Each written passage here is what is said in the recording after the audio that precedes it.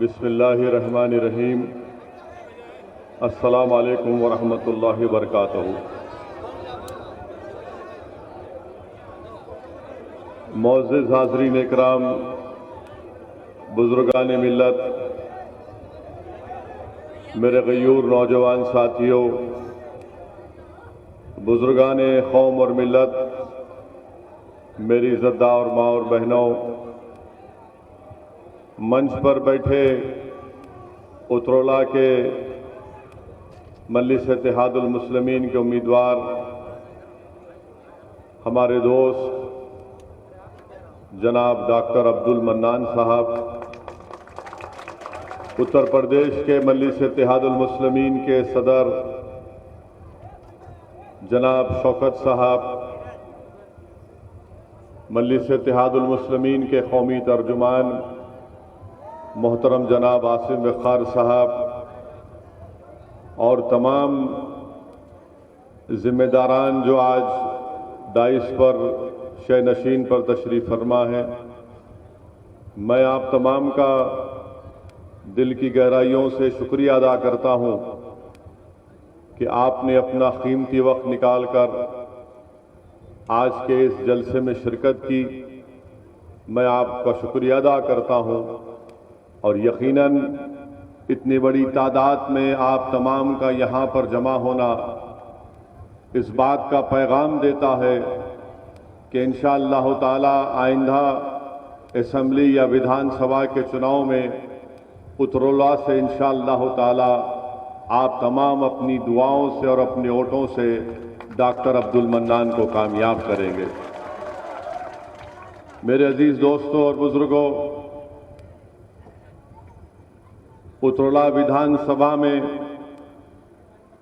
और उतरौला विधानसभा के तमाम राय दहिंदगान के लिए, वोटर्स के लिए बेहद ज़रूरी है कि वो अपने वोट का सही और सच्चे उम्मीदवार कैंडिडेट के हक में अपने वोट का इस्तेमाल करें।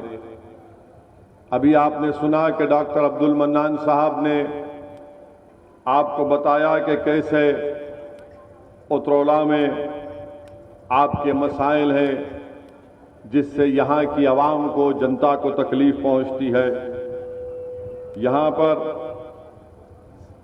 जब मनोज सिन्हा रेलवे मंत्री थे तो उन्होंने वादा किया था कि एक रेलवे लाइन डाली जाएगी उतरौला से बहरेच बलरामपुर से होते हुए, मगर जैसा नरेंद्र मोदी वादा करते हैं और भूल जाते हैं, इसी तरह उतरौला में रेलवे की लाइन नहीं डाली गई। डॉक्टर अब्दुल मन्नान साहब खुद डॉक्टर हैं, आंखों के स्पेशलिस्ट हैं, वो इस बात को देख चुके हैं और आप भी जानते हैं कि यहां पर एक ढंग का अस्पताल नहीं है। मेरे अजीज दोस्तों और बुजुर्गों, अभी हमने सुना कि कैसे किसानों को सरकार की तरफ से कोई मदद नहीं मिलती। उतरौला विधानसभा के जितने किसान हैं उनमें एक बहुत बड़ी अक्सरियत आज कर्जों में डूबी पड़ी है। किसान क्रेडिट कार्ड का कोई फायदा नहीं है किसानों को। वहीं पर मेरे अजीज दोस्तों और बुजुर्गों, आप ये भी जानते हैं कि जो रोड रिपेयरिंग का काम रेहरा से सादुल्ला नगर जो 32 किलोमीटर का है, माशाल्लाह उसमें 5000 खड्डे हैं। 32 किलोमीटर का फासला है और योगी आदित्यनाथ बाबा कहते हैं कि हमने सब कुछ कर दिया, मगर 5000 खड्डे उसमें हैं। वहीं पर आप देखते हैं कि उतरौला और टीटी रामपुर में भी काम रोड का नहीं हुआ, वहां पर भी अल्हम्दुलिल्लाह 10,000 खड्डे उस रोड पर है।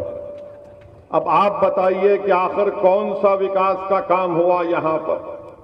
और फिर आप ये भी जानते हैं कि रेहरा ब्लॉक में जंगल है और जंगल में शीशम का, शेखुआ का, सागवान के झाड़ है, पेड़ है, माशाल्लाह वो भी स्मगलिंग का शिकार है। माने झाड़ और पेड़ को भी काट दिया जाता है। वहीं पर मेरे अजीज दोस्तों और बुजुर्गों, उतरोड़ा विधानसभा में कितने लोग पढ़े लिखे हैं जो अपना नाम अपनी मादरी जबान में लिखना जानते हैं, तो मालूम हुआ सिर्फ 45% लोग उतरोड़ा विधानसभा में अपनी मादरी जबान में, हिंदी में या उर्दू में अपना नाम लिख सकते हैं। बताइए, इतनी बड़ी तादाद में लोग अगर पढ़ना लिखना नहीं जानते तो क्या आप उन आजमाए हुए पार्टियों को वोट देंगे, उनके उम्मीदवारों को वोट देंगे जिन्होंने उतरोड़ा विधानसभा के लिए कुछ नहीं किया? वहीं पर मेरे अजीज दोस्तों और बुजुर्गों, आप ये भी जानते हैं कि यहां पर बहुत से मसाइल हैं, और खास तौर से जब कोविड हुआ था, जब कोविड की सेकेंड वेव हुई थी, तो जून 2000 जो कोविड की पहली जो वेव हुई थी जून 2020 में, हाँ, पर हमने देखा कि एक 45 साल का शख्स जिसका नाम मोहम्मद अनवर है, सहजोरा गांव के रहने वाले हैं, कचरे की गाड़ी में उनकी लाश को डालकर लेकर गए थे। ये काम यहां पर योगी सरकार ने किया, वो वीडियो सारी दुनिया में मशहूर हुआ। फिर हमने ये भी देखा कि मई की 30 इस साल 2021 को 2 लोग ले जाकर एक कोविड से मरने वाले पेशेंट को राप्ती नदी में उसकी लाश को फेंक रहे थे। मेरे अजीज दोस्तों और बुजुर्गों, बहुत से मसाइल हैं। ITI पॉलिटेक्निक की बिल्डिंग का काम ज़ेरे इल्तिवा है। वहीं पर मेरे अजीज दोस्तों और बुजुर्गों, ये मसाइल ऐसे हैं जिसका हल आपको तलाश करना है। आपने बरसों मुख्तलिफ सियासी पार्टियों को वोट दिया, उनके नुमाइंदों को कामयाब किया, मगर आज आप देखते हैं कि आप उतरोड़ा की इस विधानसभा में इतने बहुत ज्यादा मसाइल हैं। इसीलिए मैं आपसे गुजारिश करने आया हूं कि आने वाले विधानसभा में मजलिस इत्तेहादुल मुस्लिमीन ने एक काबिल, एक हमदर्द और एक सुलझे हुए शख्स को अपना उम्मीदवार बनाया है, जिसका नाम डॉक्टर मन्नान है। मेरी आपसे गुजारिश है कि डॉक्टर साहब को आप कामयाब करिए। आपने मुख्तलिफ पार्टी को वोट दिया, हाँ, ये बात सही है कि कल तक आपके पास कोई विकल्प नहीं था, कोई मुतबादिल नहीं था। आज विकल्प और मुतबादिल के तौर पर मजलिस आपके दरमियान में है। मैं आपसे वादा करता हूं कि इंशाअल्लाह ताला मजलिस के उम्मीदवार की यहां से बहैसियत विधायक अल्लाह और आप अपने वोटों से कामयाब करेंगे। तो मैं आपसे वादा करता हूं कि इंशाअल्लाह ताला डॉक्टर साहब के पीछे मैं पड़ा रहूंगा, ताकि ये तमाम आपके बुनियादी मसाइल का हल हो सके। अगर आपके पास एक लड़ने वाला विधायक होगा जो आपकी तकलीफ को अपनी तकलीफ समझेगा, जो लखनऊ जाकर उत्तर प्रदेश की विधानसभा के दरो दीवार को हिलाकर रख देगा, आपकी नाइंसाफी की आवाज को बुलंद करेगा, आपके जुल्म के खात्मे की बात करेगा, आपके बच्चे और बच्चियों की तालीम के स्कूल के बनाने का मुतालबा करेगा, रोड को अच्छी करने का मुतालबा करेगा, किसानों के कर्ज को माफ करने का मुतालबा करेगा, तो मेरी आपसे गुजारिश है कि डॉक्टर मन्नान साहब को आप अपनी बार अपना वोट देकर इनको यहां से अपना विधायक बनाइए। मेरे अजीज दोस्तों और बुजुर्गों, हमारा यहां पर जलसा होने के बाद, मेरे यहां से जाने के बाद यकीनन बहुत सी पार्टी के लोग आएंगे और आपके दरमियान में बहुत सी बातें करेंगे और आपको ये सोच देने की फिक्र कर कोशिश करेंगे कि देखो सऊद्दीन ओवैसी आया है, तुम्हारे वोट काटने को आया है। मेरे अजीज दोस्तों और बुजुर्गों, मैं आपको बताने आया हूं कि सऊद्दीन ओवैसी ने तो 2019 का पार्लियामेंट का चुनाव नहीं लड़ा था। डॉक्टर अब्दुल मन्नान यहां से मेरे उम्मीदवार नहीं थे पार्लियामेंट या संसद के इलेक्शन में, तो आखिर क्या वजह है कि यहां से बीजेपी का कैंडिडेट जीत गया? बीजेपी का कैंडिडेट इसलिए जीत गया क्योंकि समाजवादी, बहुजन समाज पार्टी और कांग्रेस का वोटर बीजेपी के उम्मीदवार के हक में वोट देकर उनको कामयाब कर दिया। क्या आपने बीजेपी को वोट दिया था यहां से? क्या सादुल्ला नगर के किसी लोगों ने बीजेपी को वोट दिया था? जब आपने नहीं दिया तो फिर आपको सोचना चाहिए कि कैसे बीजेपी का यहां से सांसद कामयाब हो गया। मेरे अजीज दोस्तों और बुजुर्गों, बल्कि ना सिर्फ सादुल्ला नगर, बल्कि उत्तरला, बल्कि पूर्वांचल, बल्कि पूरे उत्तर प्रदेश के मुसलमानों से असदुद्दीन ओवैसी कह रहा है, आपके वोट की अहमियत नहीं रही, आपके वोट की अब अहमियत नहीं रही। अगर आपको अपने वोट की अहमियत को दिखाना है, अगर आपको अपनी सियासी ताकत दिखाना है, अगर आपको अपनी किसी भी किस्म से अपने वजूद का एहसास दिलाना है, तो आपको इस बार मजलिस इत्तेहादुल मुस्लिमीन के हक में अपने वोट का इस्तेमाल करना पड़ेगा। अगर आप अपने वोट का इस्तेमाल मजलिस के हक में करेंगे तो आपकी वोट की वैल्यू बढ़ेगी, आपके वोट का वजन बढ़ेगा, आपकी अहमियत बढ़ेगी, आपकी मसाइल का हल होगा। वरना ये लोग समझते ही हैं कि उत्तरोला हो, सादुल्ला नगर हो, पूर्वांचल हो, उत्तर प्रदेश हो, उत्तर प्रदेश का मुसलमान कहां जाएगा हमको छोड़कर। मेरे अजीज दोस्तों और बुजुर्गों, मैं आपसे कह रहा हूं कि हम आपके दरमियान में हैं। आपने बरसों गैरों का साथ दिया। मैं आपसे अपील करने आया हूं कि आज मजलिस आपकी जमात है, आप इसको थाम लीजिए, इसको मजबूत करिए अपनी दुआओं से और अपने वोटों से, ताकि ये नाइंसाफी के दौर का खात्मा हो सके। मैं आपको एक मिसाल देकर जाऊंगा। यहां के आपके एक साबिक़ एमएलए साहब आरिफ अनवर हाशमी साहब कहां हैं आजकल? कहां है वो? क्या तुमने कभी समाजवादी के नेताओं के अखिलेश यादव की जबान से इनके बारे में सुना? तुमने क्या तुमने सुना कि अखिलेश यादव ने कहा कि आरिफ अनवर हाशमी को जेल में डाल दिया गया? क्यों नहीं बोलते? क्यों नहीं बोलते समाजवादी पार्टी के अखिलेश यादव?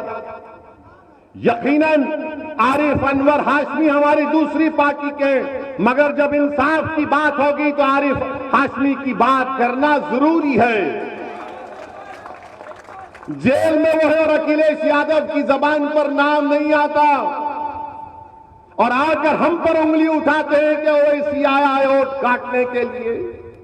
मैं बताना चाह रहा हूं अखिलेश यादव को, बहुजन समाज पार्टी की बहन जी को, कांग्रेस के अगर कोई नेता है तो उनको, बीजेपी को, संघ परिवार को, असदुद्दीन ओवैसी को अल्लाह सुब्हानहू तआला अपने रसूल सल्लल्लाहु अलैहि वसल्लम के सदक़े तुफैल में जब तक इस दुनिया में जिंदा रखेगा, असदुद्दीन ओवैसी उत्तर प्रदेश उत्तरला आता रहेगा, लड़ता रहेगा और नाइंसाफी के खिलाफ अपनी आवाज को उठाता रहेगा। मैं सिर्फ इस असेंबली के चुनाव के लिए नहीं आया हूं, मैं आता रहूंगा इंशाअल्लाह ताला।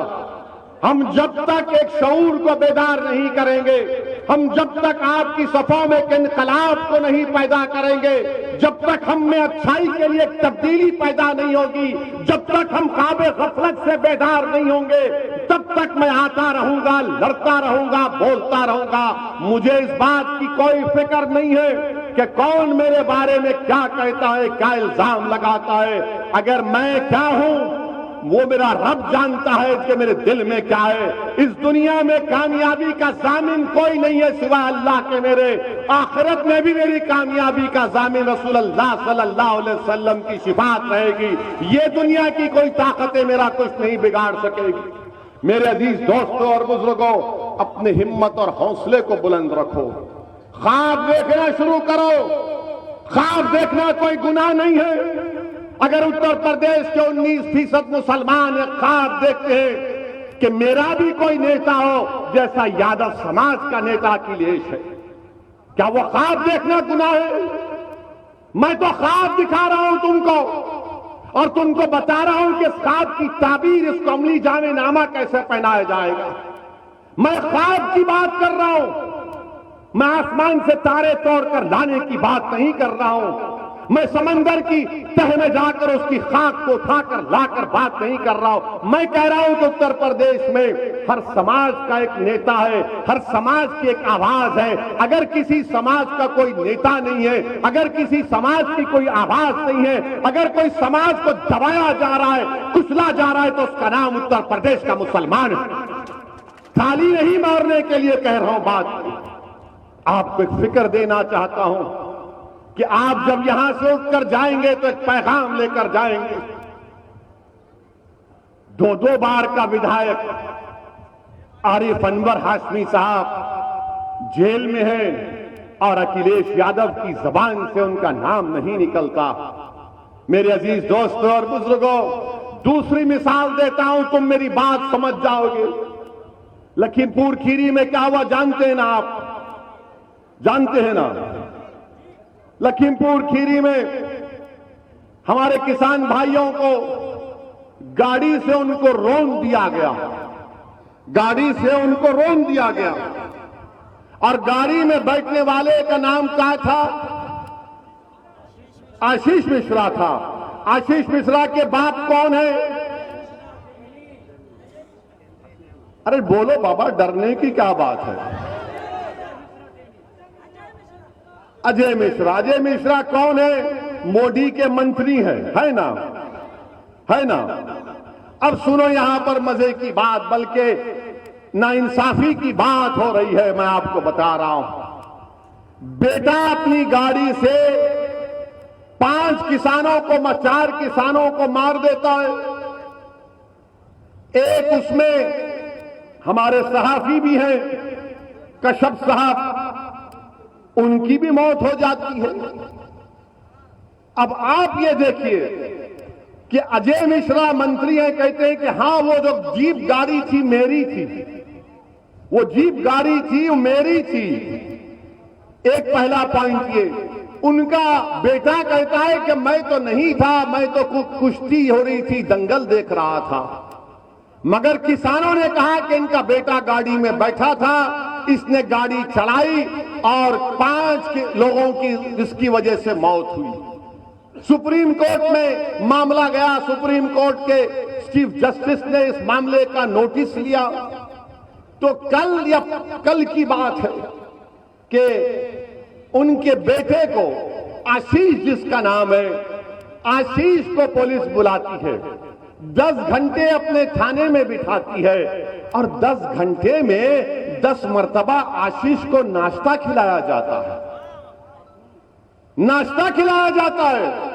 ऐसा लग रहा था कि बबुआ अपने सास और ससुराल में मिलने गया है, अपने सास और ससुरे से मिलने गया है, थाने नहीं गया। हर थोड़ी देर को चाय, बिस्किट, समोसा, क्या क्या आ रहा था। आप बताइए फिर क्या हो रहा? अच्छा, फिर सवाल यह पैदा होता है कि नरेंद्र मोदी ने अजय मिश्रा को कैबिनेट से क्यों नहीं निकालते? निकालना चाहिए ना।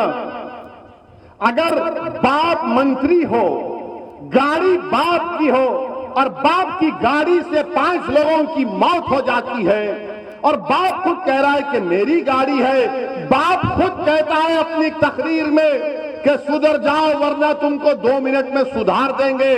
तकरीर के 2 दिन के बाद 5 किसानों को मार दिया जाता है, उनका कत्ल कर दिया जाता है, उनका मर्डर कर दिया जाता है, उनकी हत्या कर दी जाती है। तो नरेंद्र मोदी मंत्री को नहीं हटाते। क्यों नहीं हटाते बोलो आप? क्यों नहीं हटाते नरेंद्र मोदी? बताइए ना। इसलिए नहीं हटाते क्योंकि अजय मिश्रा का ताल्लुक ऊंची जात से है, आला जात से है। इसीलिए नरेंद्र मोदी बोल रहे नहीं नहीं, चुनाव आ रहे, आला जात के, ऊंची जात के वोट नहीं मिलेंगे, इनको हम बचाएंगे। अगर आशीष की जगह उसका नाम अतीक होता,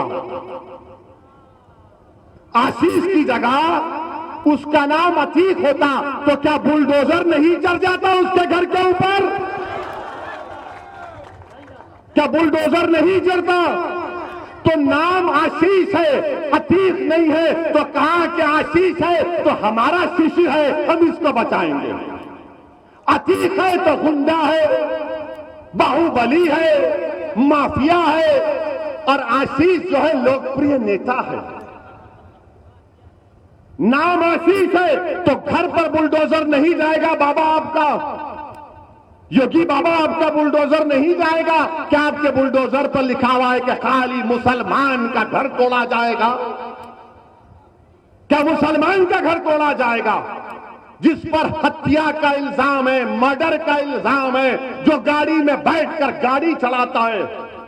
बीजेपी को मैं कहूंगा, बीजेपी के लोगों से, कि कमल का निशान बदल दीजिए और एक गाड़ी जीप रख लीजिए थार की, ये हमारा निशान है, हम रोक देंगे सबको।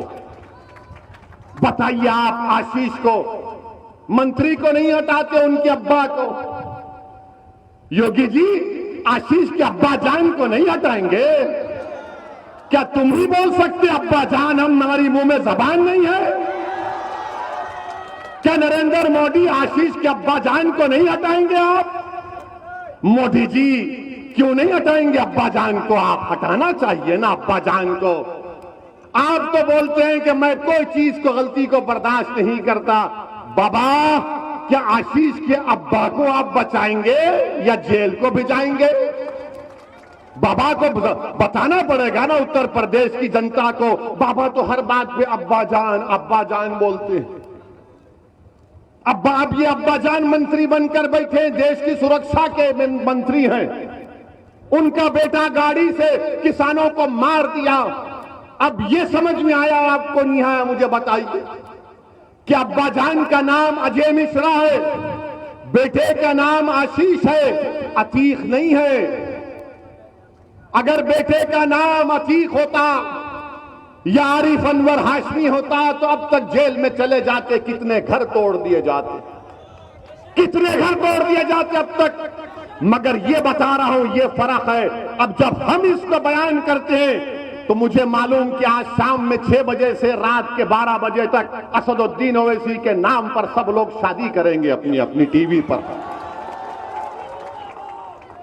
हमारी तरफ से आसिम वक़ार बैठेंगे, बोलेंगे कि ये तो सच्चाई बयान कर रहे थे।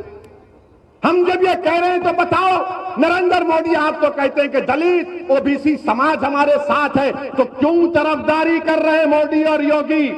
अजय मिश्रा की इसलिए कर रहे हैं कि अजय मिश्रा का उस समाज से ताल्लुक है जो आलाजाद के हैं, और अतीक और आपके यहां के पूर्व विधायक आरिफ अनवर हाशमी वो आलाजाद के नहीं है, वो तो जनेऊ भी नहीं है ना। हम तो जनेऊ भी नहीं है, इसीलिए हमारे खून की कीमत नहीं। हमारे नौजवानों की जिंदगियां बर्बाद हो गई जेलों में सड़ सड़ कर। आज उत्तर प्रदेश की जेलों में 27% मुसलमान बहैसियत अंडर ट्रायल है। कौन जिम्मेदार है इसका? आपके पास कोई लड़ने वाला है, कोई इस आवाज को बुलंद करने वाला है? और जहां तक ये जो लखीमपुर खीरी का वाकया है, मैं आपको बताना चाहता हूं, दुनिया को जानना चाहिए कि वहां पर एक किसान भाई हमारे, जिनकी कत्ल कर दिया गया, जिनका नाम नक्षत्र सिंह था। नक्षत्र सिंह का बेटा भारत की फौज में है, भारत की सरहदों की हिफाजत कर रहा है। बाप, उनकी बेवा नक्षत्र सिंह की बीवी कह रही है कि मेरे पति अपने बेटे से कहते थे कि बेटा तू सरहद की हिफाजत कर, मैं किसानी करके जनता की सेवा करूंगा। और आज उसी नक्षत्र सिंह को अब्बा जान के बेटे आशीष ने गाड़ी से रौंद कर उनको जान ले ली, उनकी हत्या कर दी। वहीं पर एक हमारा एक और भाई जिसका नाम गुरु लवप्रीत सिंह है, जब उसको गाड़ी ने टक्कर मारी तो लोगों ने उसको उठाकर अस्पताल लेकर जा रहे थे, तो उसने लेकर जाने वालों से कहा कि भाइयों मेरी 2 बहनें हैं, मेरे पास पैसे नहीं है, मेरी जान बचाओ। अस्पताल जाने तक लवप्रीत सिंह मर गया लवप्रीत सिंह।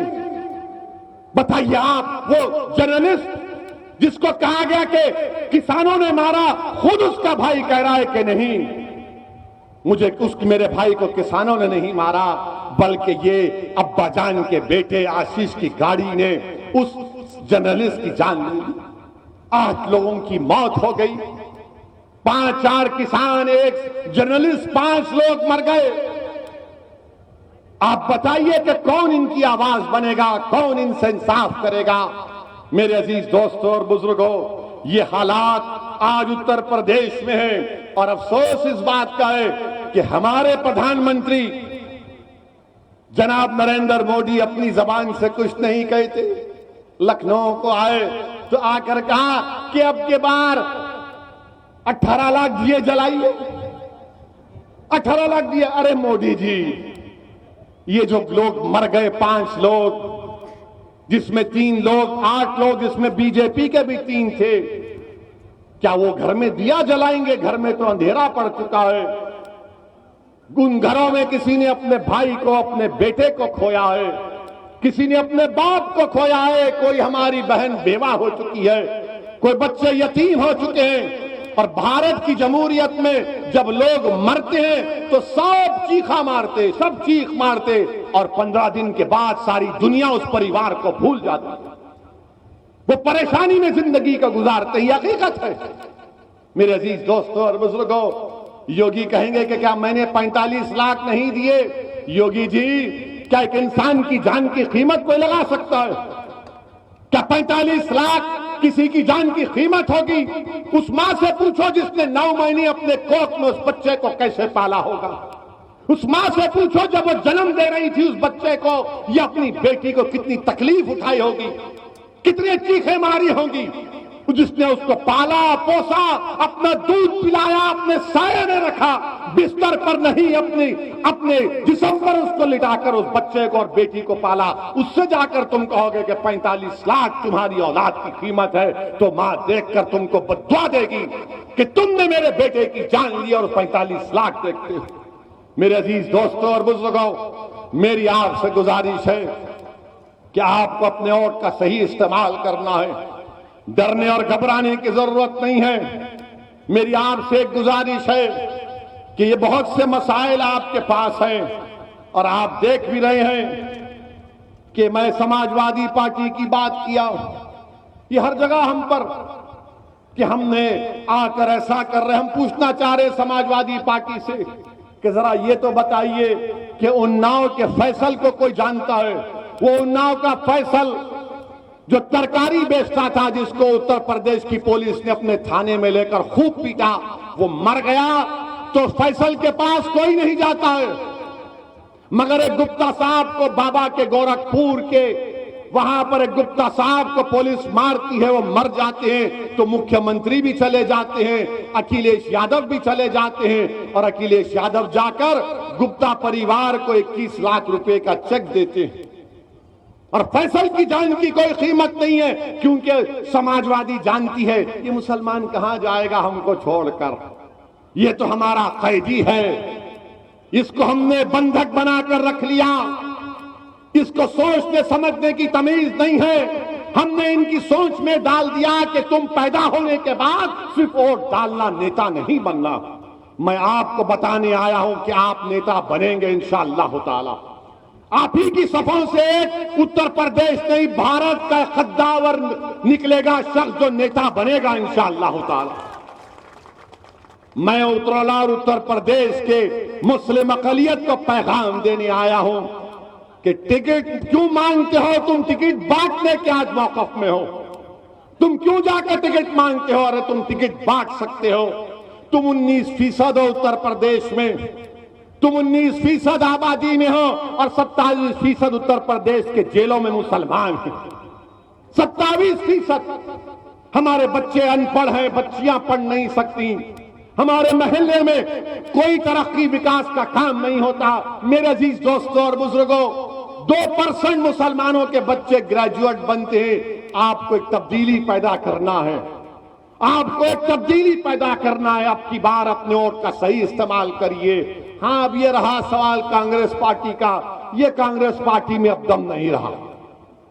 अगर आप दुनिया के सबसे बड़े हकीम को भी लाएंगे और हकीम साहब को बोलेंगे इस पार्टी को जिंदा करने की कोई दवा है, तो हकीम साहब बोलेंगे बेटा तुझे ताकत की दवा दे सकता हूं, इस पार्टी में अब कुछ नहीं रहा। जिंदगी नाम की कोई चीज नहीं रही। जिन्होंने हमारे वोट का इस्तेमाल किया, हमारा बेड़ा गर्क कर दिया। याद रखो, सादुल्ला नगर के तमाम जिम्मेदारों, नौजवानों, मेरी मां और बहनों, उत्तर प्रदेश में अगर आप अपनी अहमियत चाहते हैं, उत्तर प्रदेश में आप अगर अपनी वोट के वजन को देखना चाहते हैं, तो मुत्तहदा तौर पर मजलिस के हक में अपने वोट का इस्तेमाल करिए। हमने एक बेहतरीन शख्स को आपका कैंडिडेट बनाकर दिया है। डॉक्टर मन्नान साहब पढ़े लिखे, काबिल हैं, बेलौस हैं, बेनक्स हैं। आप अपना एक वोट मजलिस के निशान पर लगाइए, अपनी आवाज को मजबूत करिए। इंशाअल्लाह ताला आइंदा महीने में उतरौला विधानसभा में हम आएंगे, बल्कि आते रहेंगे इंशाअल्लाह ताला। आपसे दुआ है कि आप मजलिस की कामयाबी के लिए दुआ करिए, और आपको मैं इस माह रब्बिल अव्वल की मुबारकबाद भी देता हूं कि रसूल अल्लाह सल्लल्लाहु अलैहि वसल्लम की आमद का महीना है। अस्सलाम वालेकुम व रहमतुल्लाहि व बरकातहू।